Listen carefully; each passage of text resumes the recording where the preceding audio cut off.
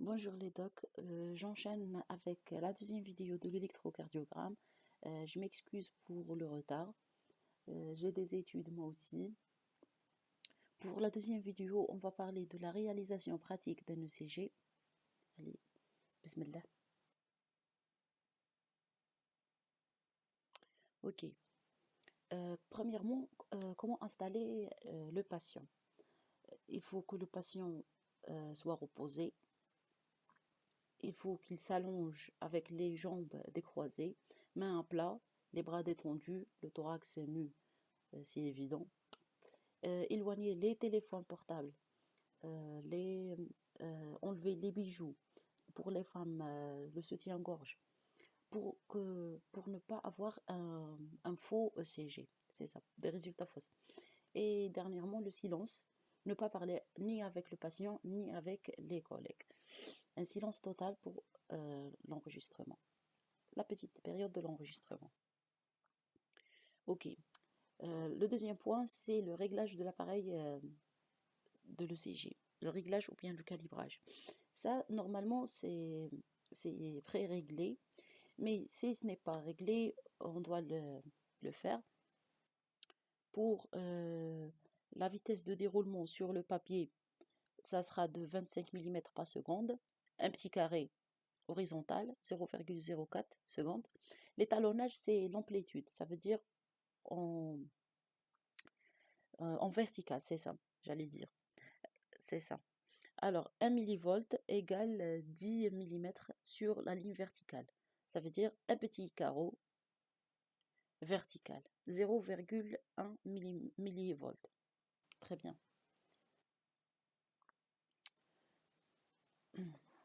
Pour cette planche-là, on va parler du principe électrique de l'électrocardiogramme. La base de l'enregistrement de l'activité cardiaque du cœur telle qu'elle a été précédemment décrite. Elle repose sur la loi de l'unipolaire. Cette loi consiste dans le fait que quand un courant se dirige vers l'endroit où il est recueilli, il est enregistré comme une onde positive. Par contre, si s'en éloigne, il sera représenté par une onde négative.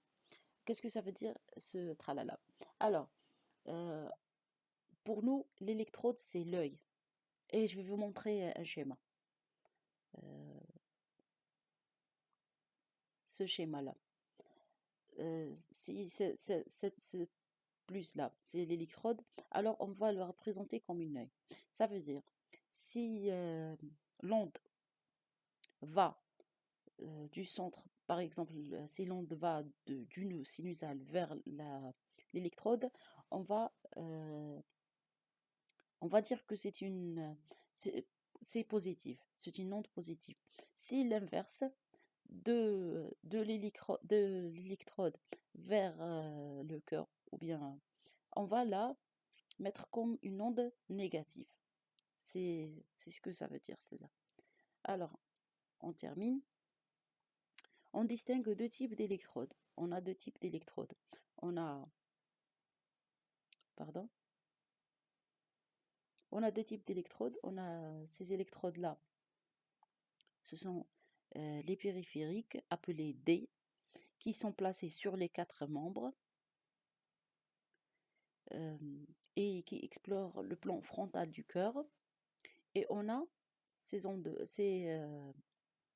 électrodes-là, les précordiales, appelées V, qui sont placées sur le thorax du patient pour explorer le plan transversal du cœur. Très bien. Ça, c'est le fameux ECG, l'appareil, là où sortent les papiers, les fils pour l'électricité et tout, le papier pour le gel, ok? Et on a les électrodes périphériques et les électrodes, pardon, les électrodes périphériques et les électrodes précordiales. Très bien. On revient à notre schéma, celui-là. Il faut qu'on l'explique un peu. Après avoir placé les quatre électrodes sur les quatre membres, on aura ce schéma-là. Très bien. Le D1, ça, c'est le D1. Il est entre le membre supérieur droit vers le gauche. On a le D2 du membre supérieur droit vers le membre inférieur droit. Et on a le D3 entre le membre supérieur gauche et le membre inférieur gauche. Celui-là. Après, on a les dérivations unipolaires. On a la VR, c'est entre le cœur et le bras droit. On a la VL entre le cœur et le membre gauche. On a la VF entre le cœur et le membre inférieur. Vous allez dire que vous n'avez pas compris le principe, pourquoi on doit les connaître.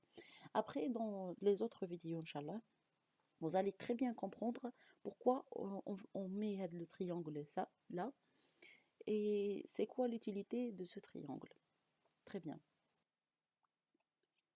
Je passe. Essayez de les mémoriser comme ça. Après, vous allez comprendre c'est quoi le truc. Alors, ça c'est fait.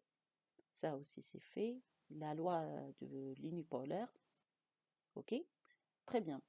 Pour les dérivations périphériques, comment on doit les placer? On a la droite, elle sera rouge. Le membre droit supérieur rouge. Le membre droit inférieur noir. Le membre de gauche supérieur jaune. Et le membre inférieur en noir. En vert. Pour mémoriser le tout, on dit pour le côté droit, on a le rouge et le noir. Ça, c'est un livre. Vous pouvez aller voir sur Google. Du même côté, on a le rouge et le noir. Un livre qui se titule Le rouge et le noir. Et pour l'autre côté, le côté gauche, on va dire que le soleil se lève sur la forêt ou bien la prairie, comme dans certains livres. On va les mémoriser. On avance. Ça, c'est pour les précordiales, les électrodes précordiales. On a deux types. Principalement, on trouve ce type-là. Ce sont comme des venteuses. Mais le deuxième type, il existe aussi. Hein. Vous pouvez trouver les deux. C'est le même principe. Seulement, c'est un peu différent. Très bien. Pour le placement de ces électrodes-là, on a la V1. C'est le quatrième espace intercostal droit. V1. V2, le quatrième espace intercostal gauche, la même ligne entre les deux. On va placer la V4 pour qu'on puisse placer la V3. La V4, elle est dans le cinquième espace intercostal. Après, la V3, elle est entre la V2 et la V4. Puis, on a la V5 et la V6, la V7, la V8, la V9. Ce sont dans la même ligne, à gauche l'une de l'autre. Par exemple, on a la V5, elle est à gauche du V4. La V6, elle est à gauche du V5. Et comme ça. Les autres, ils vont être vers le dos. Ce sont la V7, la V8, la V9. Ce sont les précordiales postérieures. Très bien. J'ai pas un schéma, mais je vais essayer de vous montrer le truc. Là, c'est la V7. Vous pouvez la voir. On a aussi la V3R et la V4R. Right. Ce sont des électrodes qui vont être du côté droit. On ne les met pas tout le temps, mais dans certaines pathologies, le médecin exige qu'on les fasse. Vous allez ce point-là, je vais l'expliquer profondément quand on va dénominer les pathologies, les différentes pathologies. Très bien. Qu'est-ce que j'ai à dire aussi? Bref, normalement c'est le tout. Maintenant, on avance pour l'ECG normal. On va faire une petite description d'un cycle cardiaque. Très bien.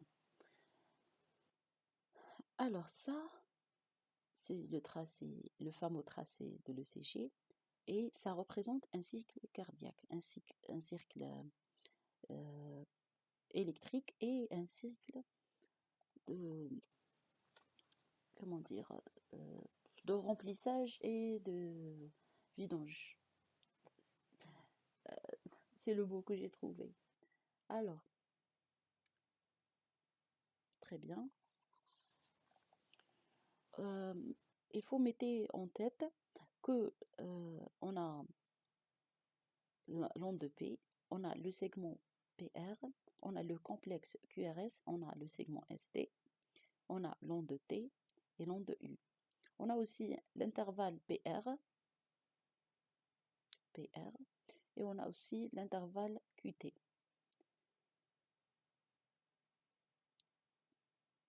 Vous pouvez mettre pause pour les mémoriser. Très bien, on avance.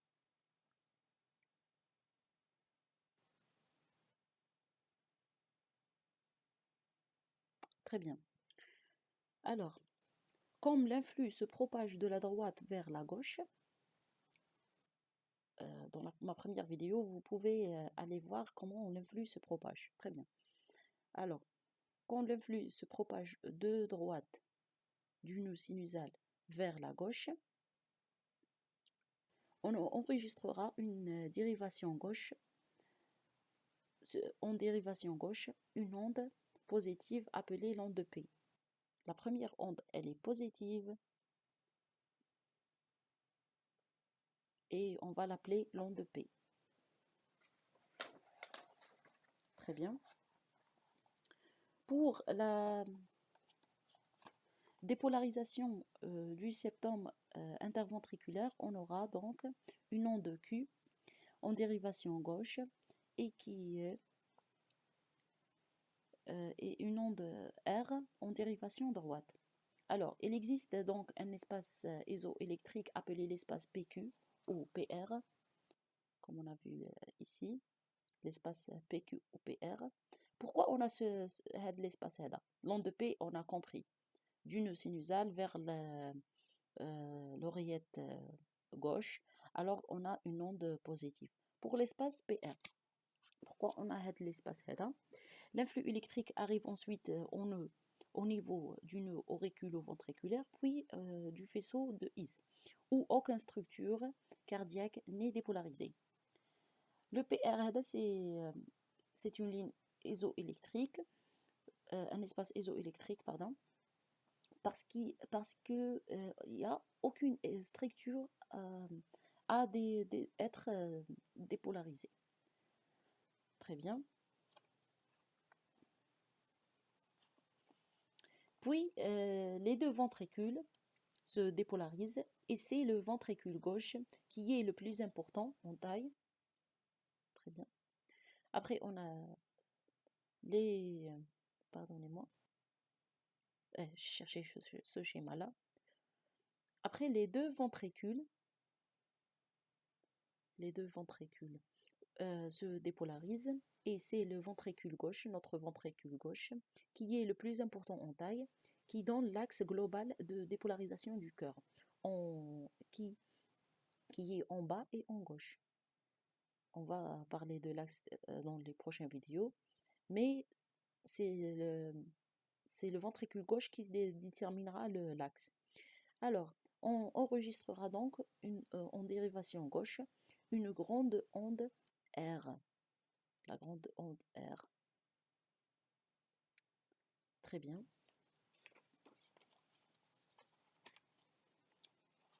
Le dernier endroit du cœur à être dépolarisé est l'infundibulum pulmonaire. Il se trouve ici. L'infundibulum pulmonaire. Ok, c'est le dernier endroit à être dépolarisé.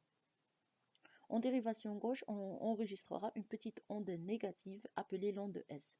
Et en dérivation droite, on enregistrera une petite onde positive que l'on ne voit quasiment jamais. On ne la voit pas. Ok. À ce moment du cycle cardiaque, les oreillettes et les ventricules sont dépolarisés. Mais pour qu'une nouvelle dépolarisation réapparaisse, il faut que le cœur se repolarise.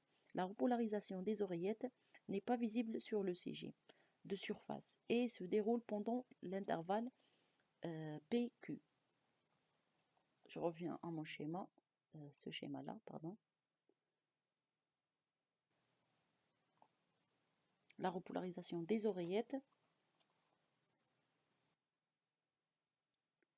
elle est pendant l'intervalle PQ ou bien l'intervalle PR.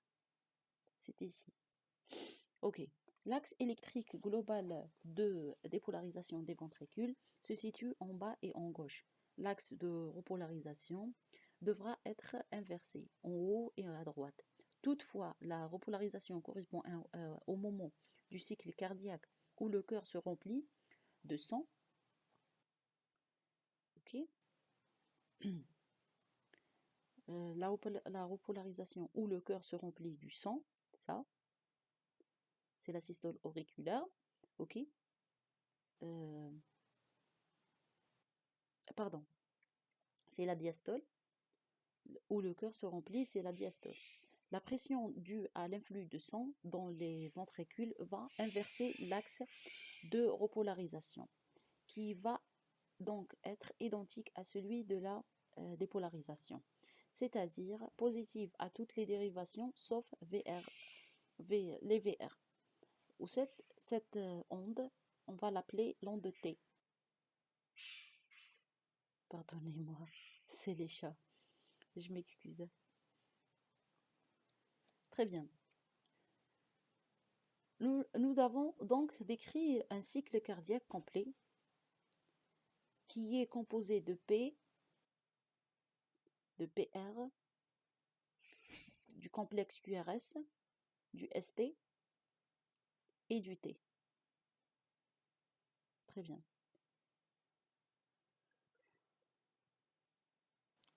Je reviens sur un point. La P, c'est la dépolarisation auriculaire. La PR, l'espace PR, c'est, l'intervalle PR, c'est la conduction auriculo-ventriculaire. Très bien. Le complexe QRS, ça veut dire on a une dépolarisation ventriculaire. Et le T, c'est la repolarisation ventriculaire. P, c'est la systole auriculaire. QRS, c'est la systole ventriculaire. Et après l'onde T, c'est la diastole, le repos, le remplissage de notre cœur. On a fini avec ces schémas-là. Pour ce schéma-là, je vais donner les valeurs normales des intervalles. Très bien. Pardonnez-moi. On a l'onde P. Elle fait inférieure à 0,12 secondes. Ça, c'est la normale. Pour l'espace PR, il fait entre 0,2, pardon, l'intervalle PR, il fait entre 0,2 et entre 0,12 et 0,2 secondes. Pour le complexe QRS, il est inférieur à 0,08 secondes. Pour le QT, l'intervalle QT, il fait entre 0,3 à 0,45 secondes. Ça, c'est un petit résumé. Vous pouvez mettre pause et le relire. Je vais pas vous lire tout ça. Et on termine avec un ECG normal. Ça sera les critères de normalité d'un sujet. Ça sera les prochaines vidéos, Inch'Allah. J'espère que cette vidéo vous a plu. Et je m'excuse pour les fautes que je fais. Je stresse encore. J'essaie de faire le maximum. Et au revoir dans une nouvelle vidéo, Inch'Allah. Bye bye.